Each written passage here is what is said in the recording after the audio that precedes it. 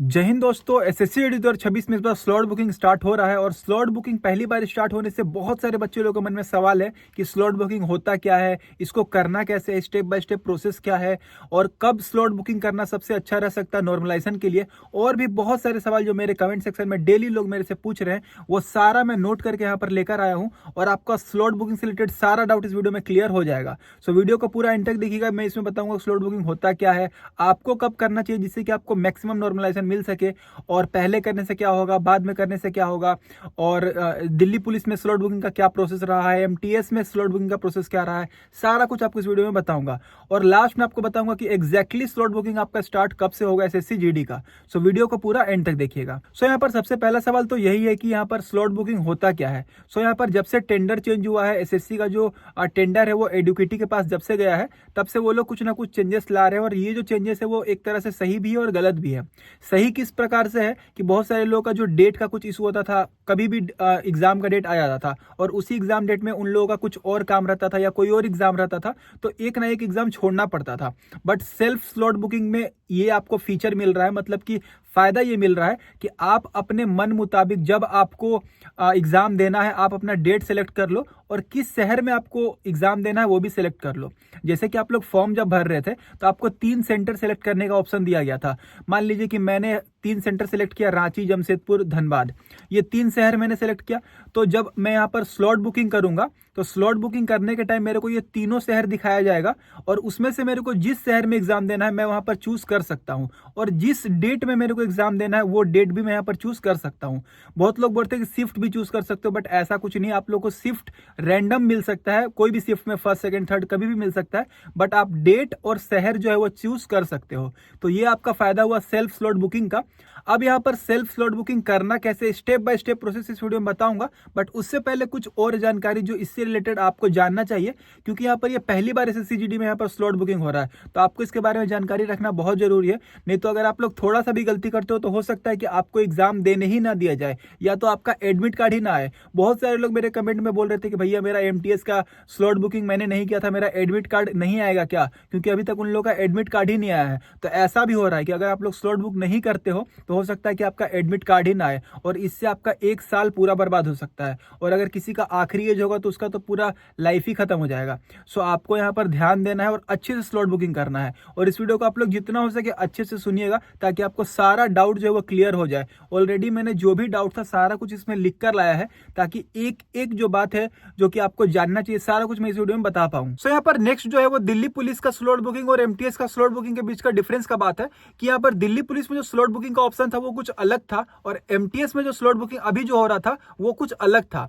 बोलने का मतलब क्या है कि मैंने भी दिल्ली पुलिस का सेल्फ स्लॉट बुकिंग किया था, उसमें क्या हो रहा था ना कि आपको एग्जैक्टली डेट सेलेक्ट करने का मौका मिल रहा था कि आप जिस डेट में देना चाहते हो आप वो डेट सेलेक्ट कर सकते हो, और एमटीएस में सप्ताह सेलेक्ट करने बोल रहा था कि ये सप्ताह में आपको चाहिए या इस सप्ताह में चाहिए। सो जो भी आप सप्ताह सेलेक्ट करोगे उस सप्ताह में से कोई भी एक डेट में आपका एग्जाम हो सकता है। सो यही जो चीज है वो लोगों को कंफ्यूज भी कर रहा है और परेशान भी कर रहा है कि इस बार जो एसएससी जीडी का स्लॉट बुकिंग स्टार्ट होगा तो उसमें क्या फीचर दिया जाएगा, क्या यहाँ पर कोई डेट सेलेक्ट करने का मौका मिलेगा या पूरा वीक ही सेलेक्ट करना होगा और उस वीक में से कोई एक डेट में आपका एग्जाम होगा। सो ये थोड़ा अभी कंफ्यूजन है, किसी को इसके बारे में पता नहीं कि एग्जैक्टली क्या होने वाला है, बट हाँ आप या तो डेट सेलेक्ट कर पाओगे या तो कोई सप्ताह सेलेक्ट कर पाओगे। और यहाँ पर जो नेक्स्ट सवाल है वो बहुत सारे लोगों के मन में था कि अगर हम लोग सेल्फ स्लॉट बुकिंग नहीं करते हैं तो क्या होगा। तो गाइज यहाँ पर आप परेशानी में आ सकते हो सकता है कि आपका एडमिट कार्ड ही ना आए या आपको एग्जाम देने का मौका ही ना मिले।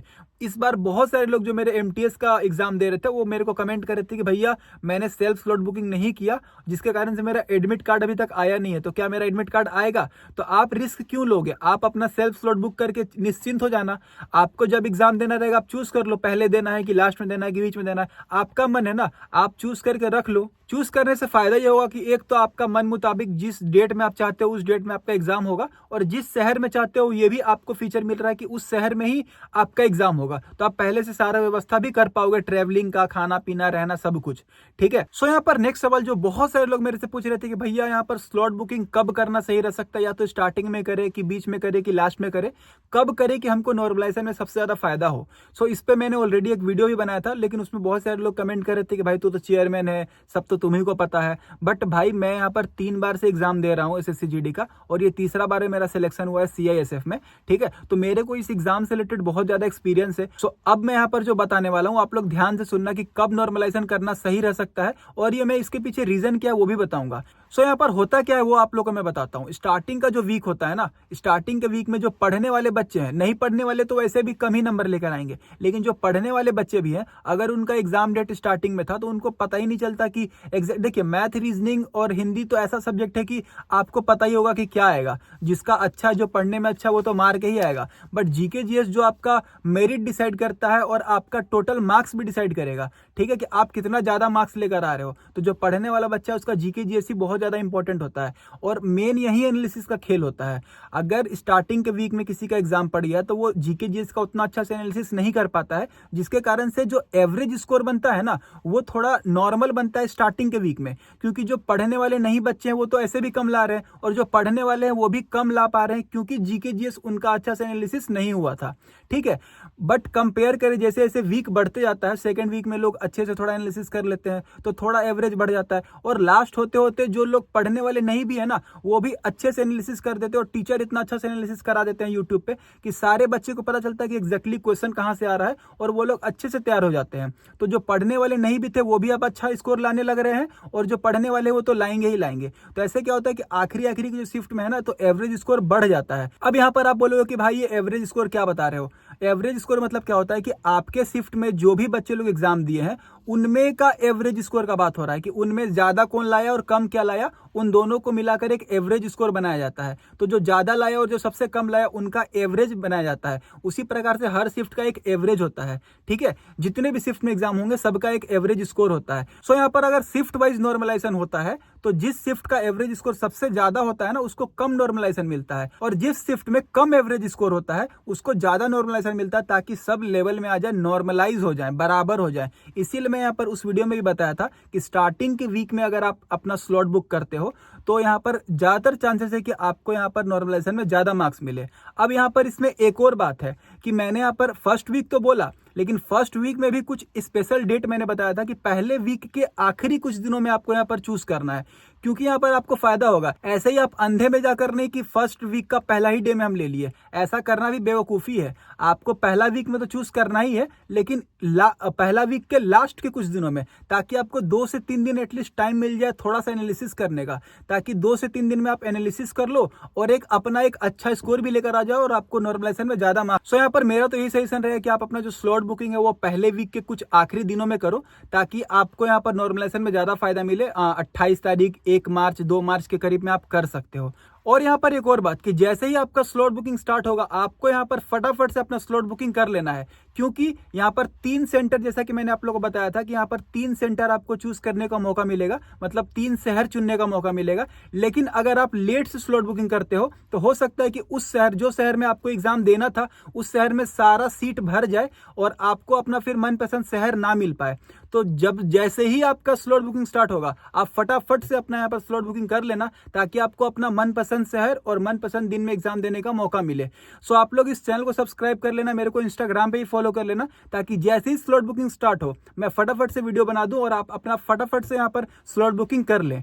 और अब हम लोग फाइनली बात करते हैं कि स्लॉट बुकिंग आपको करना कैसे है। आपको स्टेप बाय स्टेप प्रोसेस बताऊंगा, आप लोग फोन से ही, अपने घर बैठे फोन से ही स्लॉट बुकिंग कर सकते हो, ठीक है। इजी एकदम प्रोसेस है। आपको करना क्या है, सबसे पहले अपना कोई भी ब्राउजर, यानी कि क्रोम ब्राउजर, गूगल ब्राउजर, कुछ भी खोल लेना है। बस एक क्रोम ब्राउजर खोल लेना। क्रोम ब्राउजर खोलने के बाद आपको वहां पर सर्च करना है ssc.gov.in। आपको सारा कुछ स्क्रीन पर देखने को मिल रहा होगा।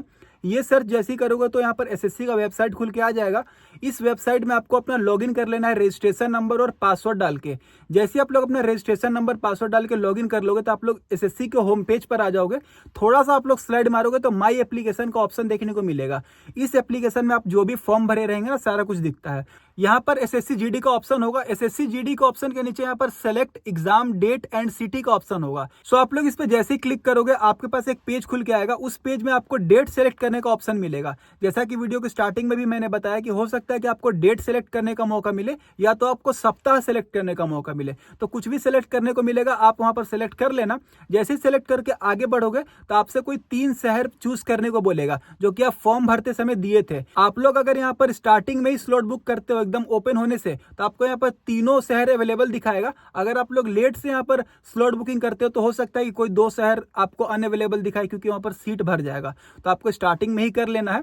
इस तीनों शहर में से कोई एक शहर पे आप क्लिक करना जहां आपको एग्जाम देना है। सो आप लोग क्लिक करके जैसे ही आगे बढ़ोगे तो आपके मोबाइल नंबर या ईमेल पर एक ओटीपी आएगा। आप लोग जैसे ही ओटीपी डाल करके आगे बढ़ोगे तो आपका यहाँ पर ये जो स्लॉट बुकिंग का प्रोसेस है कंप्लीट हो जाएगा। और जैसे ही ये प्रोसेस कंप्लीट हो जाएगा तो आपको बता दिया जाएगा कि आपका इस तारीख को इस शहर में आपका एग्जाम होगा, ठीक है, और आपका एग्जैक्टली वही दिन उसी शहर में आपका एग्जाम होगा। तो ये पूरा प्रोसेस है सेल्फ स्लॉट बुक करने का। सो अब हम लोग फाइनली बात कर लेते हैं कि जो स्लॉट बुकिंग का प्रोसेस है वो स्टार्ट कब से होगा।